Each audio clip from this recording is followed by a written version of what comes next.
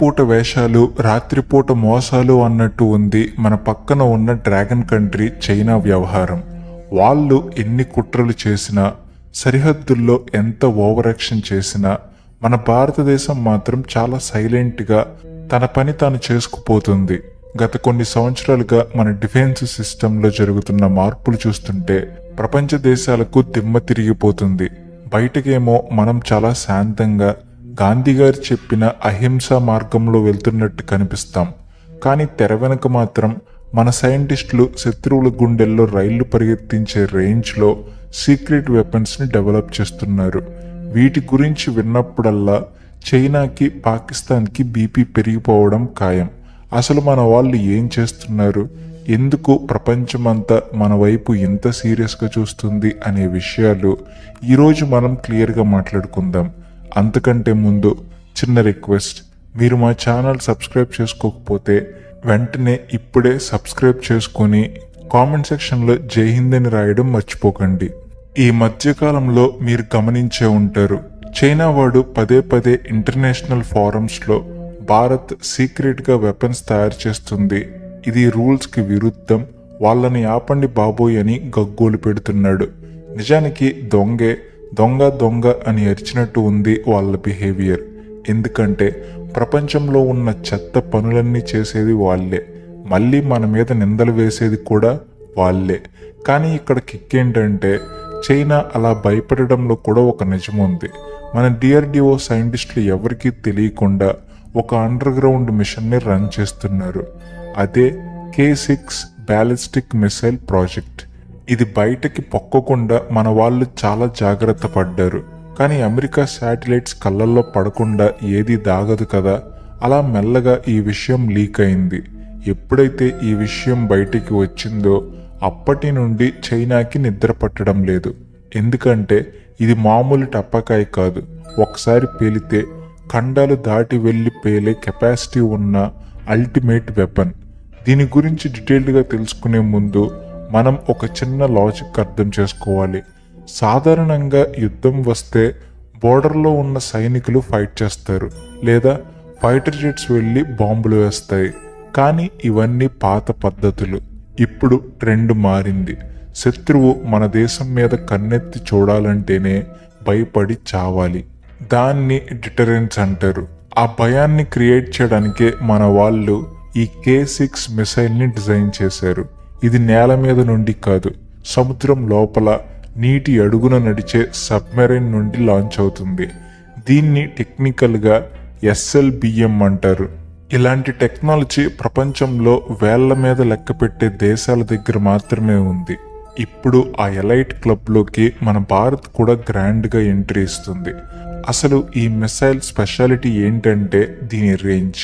మన దగ్గర already K4, K15 లాంటి మిసైల్స్ ఉన్నాయి. అవి కూడా తోపు మిసైల్సే.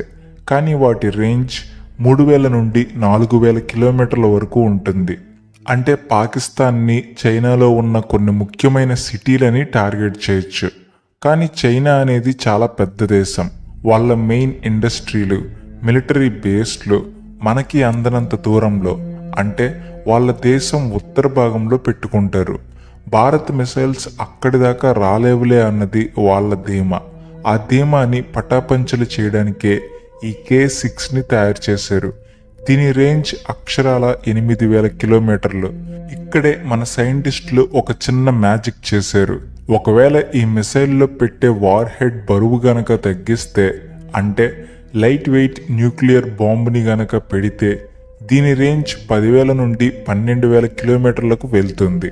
అంటే సింపుల్గా చెప్పాలంటే మన వైజాగ్లోనో చెన్నైలోనో సబ్మెరైన్లో కూర్చుని బటన్ నొక్కితే అది వెళ్ళి చైనాలో ఉన్న ఏ మూలనైనా, ఆఖరికి బీజింగ్లో ఉన్న జిన్పింగ్ ఆఫీస్ని కూడా బద్దలు కొట్టగలదు. చైనానే కాదు, అవసరం అనుకుంటే యూరోప్, రష్యా, ఆఫ్రికా, అమెరికాలో ఉన్న ఏ టార్గెట్నైనా ఇది రీచ్ అవ్వగలదు. దీన్నే గ్లోబల్ రీచ్ అంటారు. ఇంత భారీ మిసైల్ని మోసుకెళ్లడం అంటే మాటలు కాదు.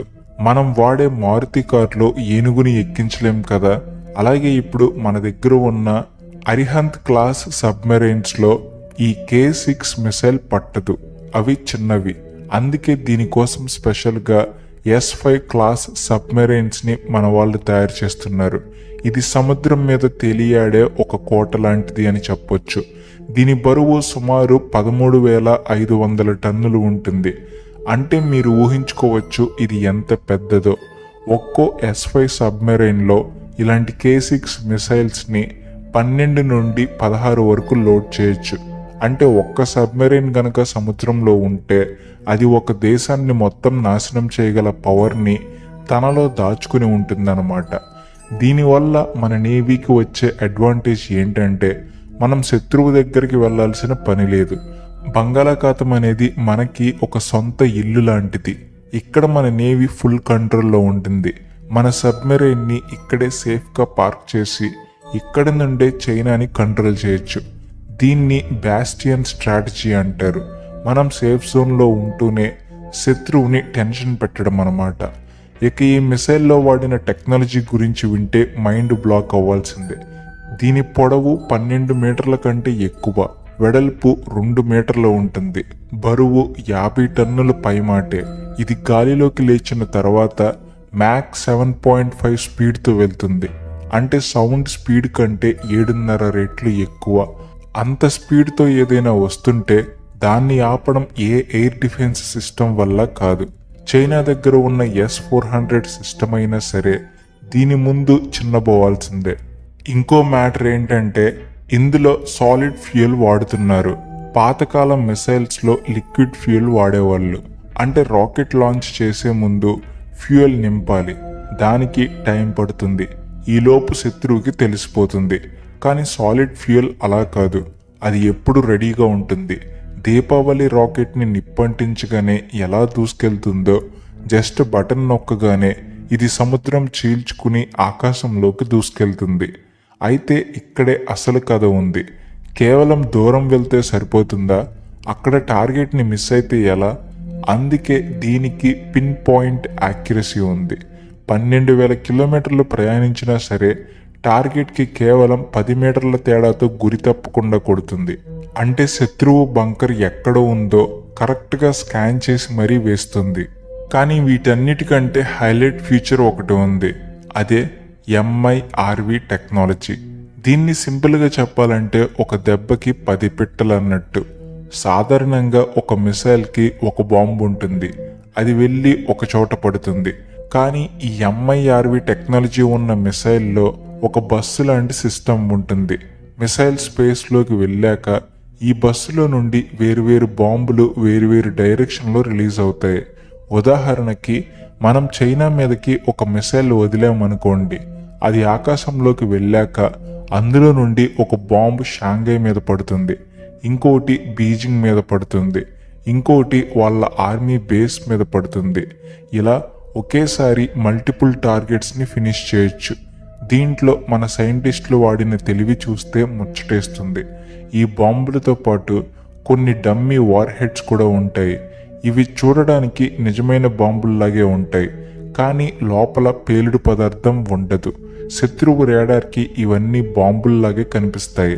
అయ్యో బాబోయ్, 10 బాంబులు వస్తున్నాయని భయపడి వాళ్ళు తమ దగ్గర ఉన్న ఖరీదైన ఇంటర్సెప్టర్ మిసైల్స్ని ఈ డమ్మీల మీద ప్రయోగిస్తారు. వాళ్ళ మిసైల్స్ వేస్ట్ అయిపోతాయి. ఈలోపు మన నిజమైన బాంబులు వెళ్ళి కొన్ని కానిచ్చేస్తాయి. దీన్ని డిఫెండ్ చేసుకోవడం దాదాపు అసాధ్యం. అమెరికా, రష్యా లాంటి దేశాలు కూడా ఈ టెక్నాలజీ చూసి ఆశ్చర్యపోతున్నాయి. ఇంతకీ ఈ వెపన్ మనకి ఎందుకంత ముఖ్యం? మనకి నో ఫస్ట్ యూస్ పాలసీ ఉంది. అంటే మనం ఎప్పుడు ముందుగా ఎవరి మీద అణుబాంబు వెయ్యం. కానీ మన పక్కన ఉన్నవి పిచ్చి కుక్కల లాంటి దేశాలు. పాకిస్తాన్ కానీ చైనా కానీ రేపొద్దున పిచ్చి లేచి మన మీద న్యూక్లియర్ అటాక్ చేశాయి అనుకుందాం. అప్పుడు మన భూమి మీద ఉన్న మిసైల్ బేస్లు డ్యామేజ్ అవ్వచ్చు. కానీ సముద్రం అడుగున ఎక్కడో దాక్కున్న మన సబ్మెరైన్ మాత్రం సేఫ్గా ఉంటుంది. ఎప్పుడైతే మన మీద దాడి జరిగిందని తెలుస్తుందో అప్పుడు ఆ సబ్మెరైన్ నీళ్ళల్లో నుండే ప్రతీకార దాడి మొదలు పెడుతుంది. దీన్నే సెకండ్ స్ట్రైక్ క్యాపబిలిటీ అంటారు. ఆ భయం శత్రువుకి ఉండాలి. ఒకవేళ భారత్ని గెలికితే వాళ్ళు తిరిగి కొట్టే దెబ్బకి మన దేశం మ్యాప్లో లేకుండా పోతుంది అనే భయం ఉంటేనే వాళ్ళు తోక ముడుచుకుని కూర్చుంటారు. శాంతి కావాలంటే యుద్ధానికి సిద్ధంగా ఉండాలి అంటారు కదా, అదన్నమాట. ఇప్పుడు చైనా ఎందుకు హిందూ మహాసముద్రంలోకి పదే పదే తన గూఢచారి నౌకలను పంపిస్తుందో అర్థమైందా? యువాన్ వాంగ్ క్లాస్ షిప్లని పట్టుకుని వచ్చి మన దగ్గర డేటా దొంగలించడానికి ట్రై చేస్తుంది. కానీ మన జలాంతర్గాములు సముద్రం అడుగున వేల అడుగుల లోతులో ఉంటాయి. వాటిని కనిపెట్టడం చైనా తాత వల్ల కూడా కాదు. అందుకే వాడికి ఆ ఫ్రస్ట్రేషన్. ముఖ్యంగా చెప్పుకోవాల్సిన విషయం ఏమిటి అంటే, ఇదంతా make in India success story. ఒకప్పుడు చిన్న చిన్న స్పేర్ పార్ట్స్ కోసం కూడా మనం రష్యా వైపు, అమెరికా వైపు దీనంగా చూసేవాళ్ళం.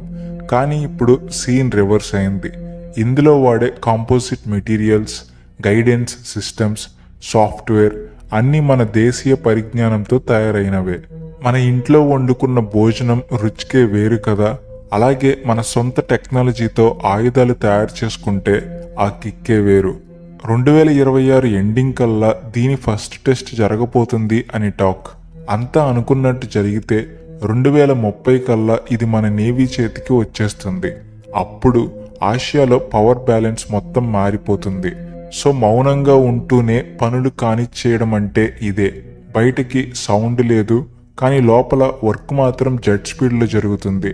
చైనా, పాకిస్తాన్ ఎన్ని కుట్రలు చేసినా మన దగ్గర ఉన్న ఇలాంటి బ్రహ్మాస్త్రాల ముందు అవన్నీ తుస్సుమనాల్సిందే. మన దేశం ఎవరి జోలికి వెళ్ళదు, కానీ గెలిగితే మాత్రం అడ్రస్ లేకుండా చేసే సత్తా మనకి ఉంది అని చెప్పడానికి ఈ K6 మిసైలే ఒక పెద్ద ఎగ్జాంపుల్. మన సైంటిస్టుల డెడికేషన్కి, మన దేశ రక్షణ వ్యవస్థ పటిష్టతకి ఇది నిదర్శనం. దీని గురించి మీరేమనుకుంటున్నారో, ఇలాంటి మరిన్ని సీక్రెట్ వెపన్స్ మనకి అవసరమా అనేది కామెంట్స్లో చెప్పండి. మన దేశం గురించి నలుగురికి తెలిసేలా ఈ ఇన్ఫర్మేషన్ని షేర్ చేయండి. జై హింద్. అలాగే వీడియో నచ్చితే please like and share, and also thanks for watching.